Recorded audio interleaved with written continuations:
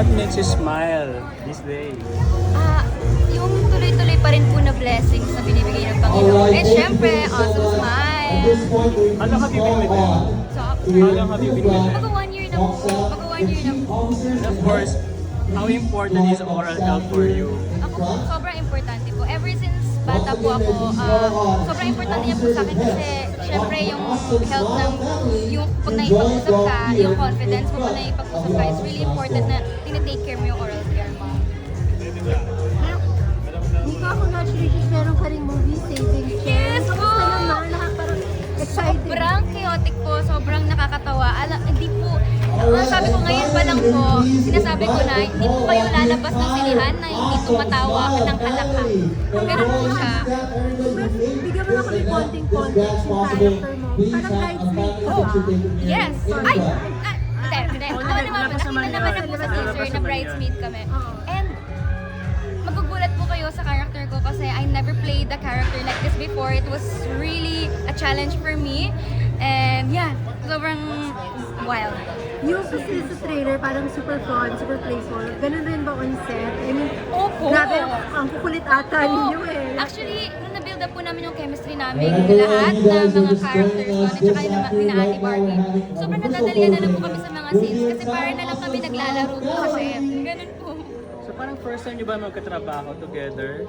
Hindi po ko namin first time magkatrabaho ni Ate Barbie, pero first time po namin talagang, kasi maging sino ka man, naka-work ko na po siya doon. Pero ngayon po kasi it's a different level of working together kasi para kaming barkada dito eh. So, na-feel talaga namin yung pagiging barkada ng isa't isa dito. Okay. It's under Regal, no? Under Regal. Pag ilan mo na sa Regal?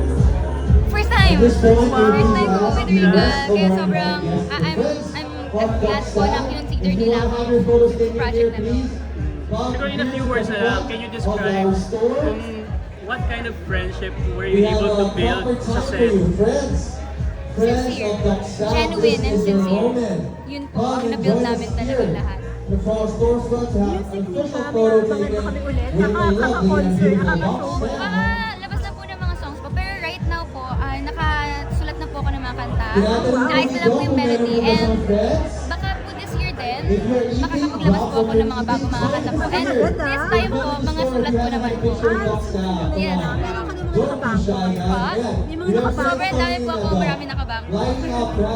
What about lipad? Meron ba kaming asahan lipad too? End of the year po. Ay, End of the year po. Kasi po, I'm trying to write a book every year as much as I can po para tuloy-tuloy. Saan mo namugot yung inspiration mo? Sa libro po.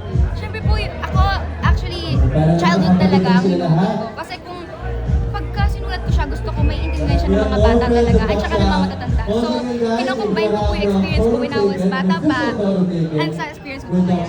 Maraming fans at tatanong, may MMFF ba sila Mika this year? Secret po!